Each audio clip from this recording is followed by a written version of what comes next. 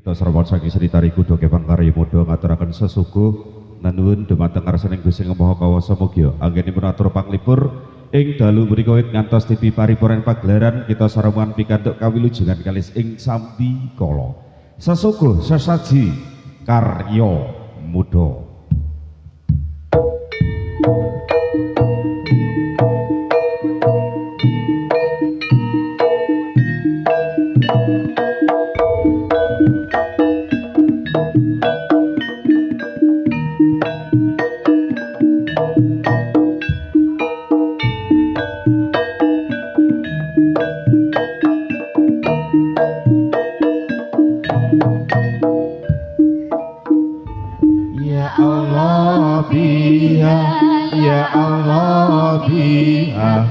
Ya Allah bi husnil khotimah ya Allah biha ya Allah biha ya Allah bi husnil khotimah.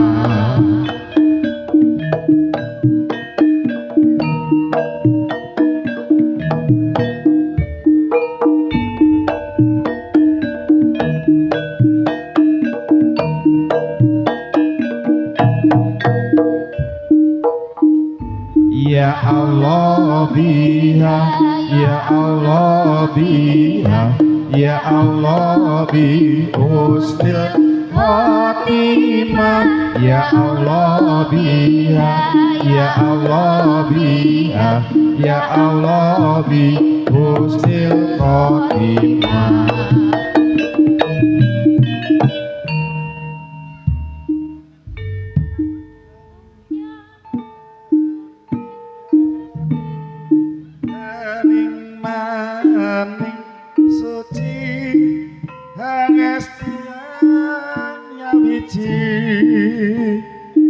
Golong gelang sak temaku mulung cipta rasa karasa konjok mring nyuwang aku mugi karya muda kalis ing sambi kala.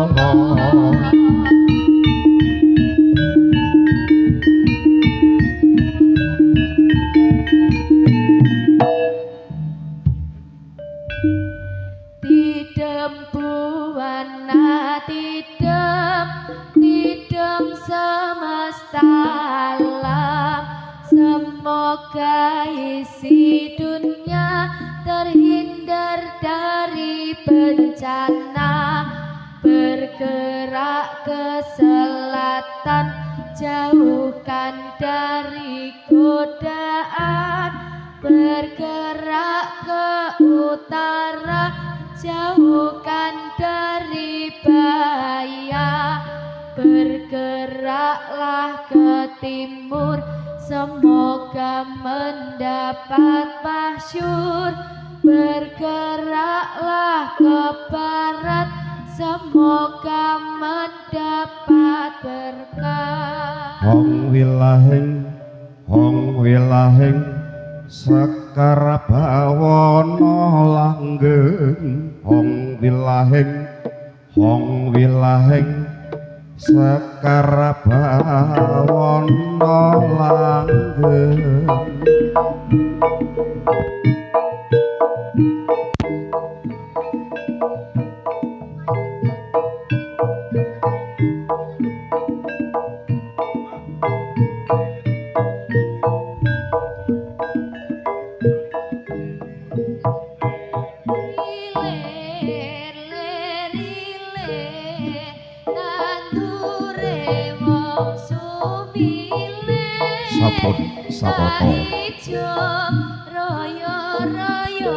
Sama ganti soe doing kiri. Opo rampeng sampun cumawis minangka sarana habiwiti bukaning kandha muda kepang karya muda. Sakwijining sepuh ingkang kapitaya lenggah sendakep salu bojogo netra mandeng puncak pucuk ing grana datan obah datan musik ngajegrek kaya tugu wacotan kena gudha lorotan dirasa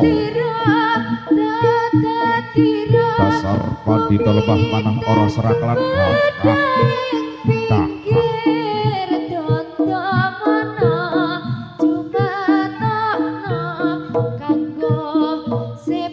koko sing duka kanggo melur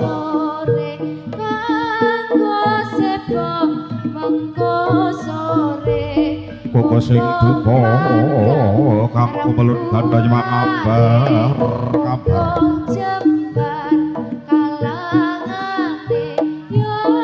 koko sing duka kanggo melur gandanya mangambar ngabar angabai papan pagelaran agung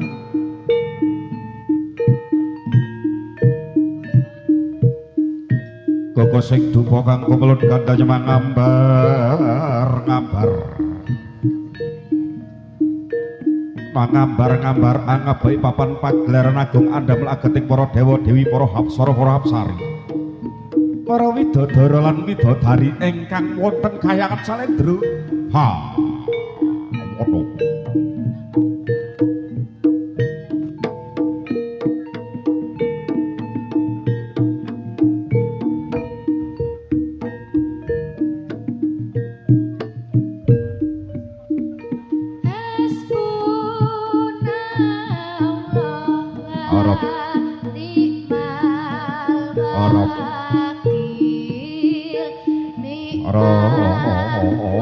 Orop sirok sidem permonen tatanono sakbane wala kalisik tatan maparisak bapa segramping rasa patang prakara rasa wijagat dadi sawiji njur jlebeting salebeting panca ing griya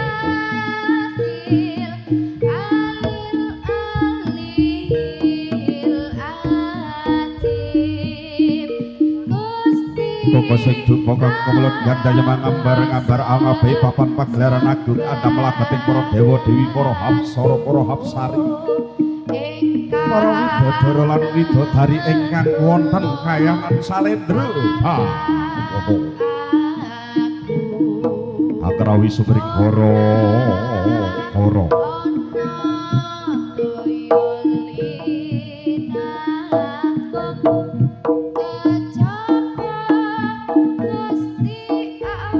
Sigra mlesat jagar lan sarananing kabudayaan Jawa hamuji karsaning sang hyang jagat pratika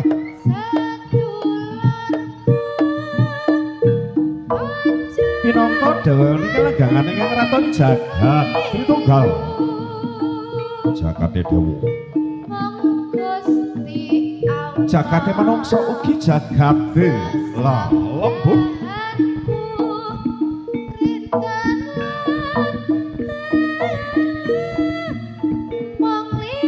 ugi para kadang karya modha kalih sampun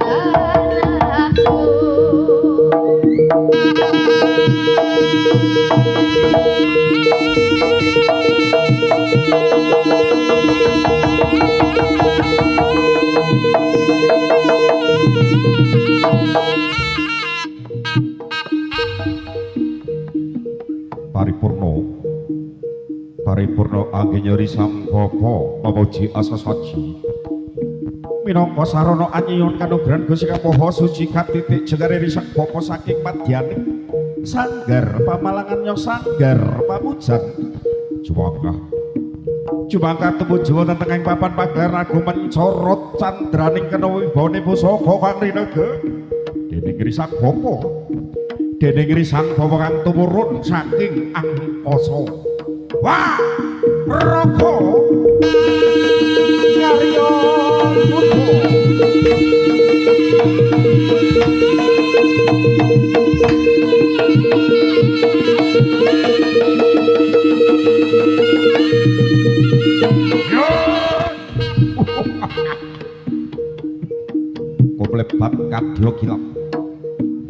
kumlebat kadya kilat tumiba ing Bantala Jumblegur Jubel gur sore gawe kagete sami merapto pratandha gedhe kanthi asati pejut Kyai Samandiman. Pejut Kyai Samandiman kang rinegak dening risang bapa paringane para Jawata. Ing rikala semana dadi pusakaning Hyang Natasri Klana Sewandana. Wah, roko. Karya Buddha.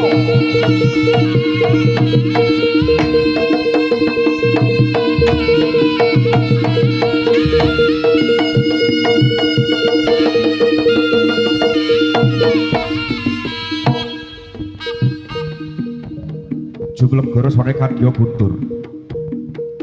Jublek goro sone kadya guntur gumludhuk swarane ing wanci saka. Kadhi asate pejot Kyai Samandiman kumlebat ing angkasa mangkung kadya kluwung. Ngadeg jejeg manter kadya teja. Padha kang kawujudipun risang bobahang rasuk busana kabramana Jawa Jagagreg. Jagagreg tengahing papan pagelaran agung Cinandra kadya tugu Sinokarta. Wah, roko karya Buddha.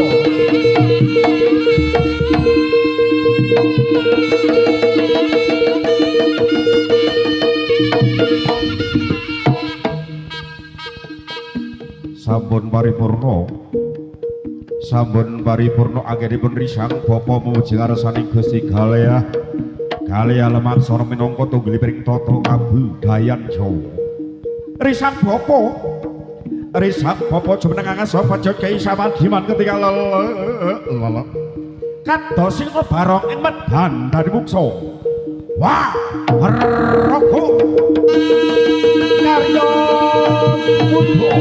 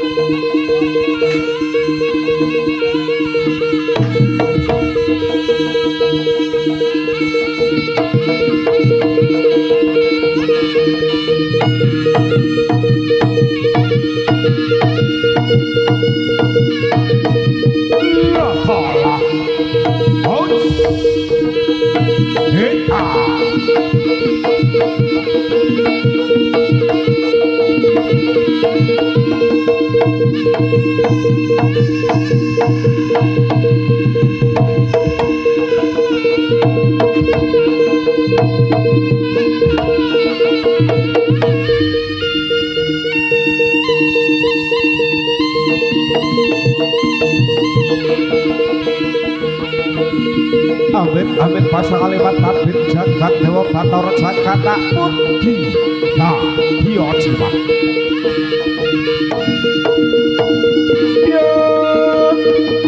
hei sangro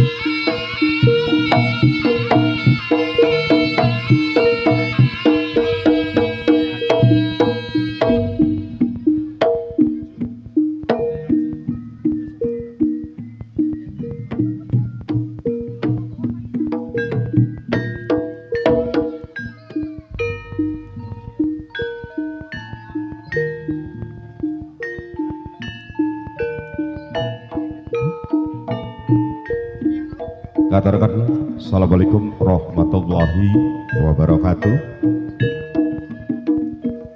Sugeng dalu, sugeng pinarak, sugeng pepanggihan kalian seni tari kuda Kepang Karya Muda ingkang dipun pandegani langsung panjenenganipun Bapak Sahrin. Dalu punika kita sak rombongan ketimbalan wonten dalemipun Bapak Angga Burane saha Ibu Siti Maryam kanthi hajat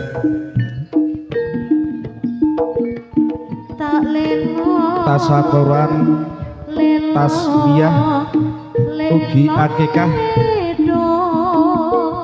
putri saking Bapak Angga Burane saha Ibu Siti Maryam ingkang keparingan asma Alina Meisya Anggara.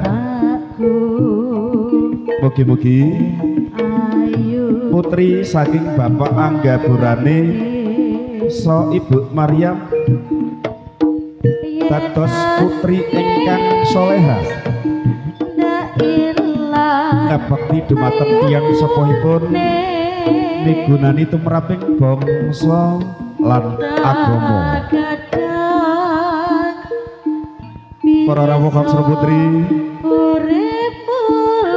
boten kesupen kita sak rombongan saking seni tari kuda Kepang Karya Muda nuwun dumateng kaki danyang mini danyang ingkang babat wonten Kelurahan Jawa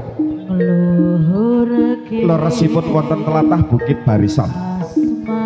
Mugi-mugi anggenipun atur pamlipur ing dalu punika wiwit ngantos paripurnaning pagelaran karya muda kita sarombongan dipun tabehaken saking Sambi Kala. Boten kesupen tidak lupa kita sarombongan mengucapkan terima kasih kepada Bapak Kanit Polsek Samarinda Ulu dan juga Bapak Kanit dari Jatanras Polda, Bapak Tato, Bapak Eko Jatanras Polres, Bang Ale anak posku, Bang Haki tim Elang Polsek Kota dan jajaran Polsek, Polres, Polda yang duduk di bawah tenda. Terima kasih banyak atas kehadirannya. Tidak lupa keluarga besar Karya Muda ngaturaken matur sembah nuwun sanget dumateng Bapak Lurah, Bapak RT, sesepuhan bini sepuh ingkang sampun maringi izin pentas dumateng seni tari kuda Kepang Karya Muda. Dalu punika Karya Muda dipun regengaken kalian RDS Audio Sound System ugi dipun sengkuyung kalian para kanca-kanca YouTuber wonten Repal Official, wonten Sudarmono Official, ugi wonten BM Pro saking kota Balikpapan dan juga seni tari Karya Muda mengucapkan terima kasih kepada keluarga besar atau bos rental, bos Abdi Rental dan bos Abdi Kos-Kosan, Bapak Angga Burane yang sudah mempercayakan seni tari kuda Kepang Karya Muda untuk menghibur acara tasmihan tasyakuran juga akikah putri panjenengan. Semoga Bapak Angga Burane sekeluarga diberi kesehatan, dimurahkan rezeki dan diberikan panjang umur, amin Allahumma amin. Saking sasono ngaturaken sugeng dalu sugeng pinarak sugeng amirsani ngantos titi paripurnaning pagelaran seni tari kuda Kepang Karya Muda. Mbok bilih sak mangke wonten tindak tanduk ingkang kirang meranani dumateng penggalih Handika Sami saking seni tari kudu kepang karya muda nyuwun agung sisa mudra pangaksami tanpa pepindhan. Semoga sasaran kalian karya muda super legend jaranan kampung Jawa.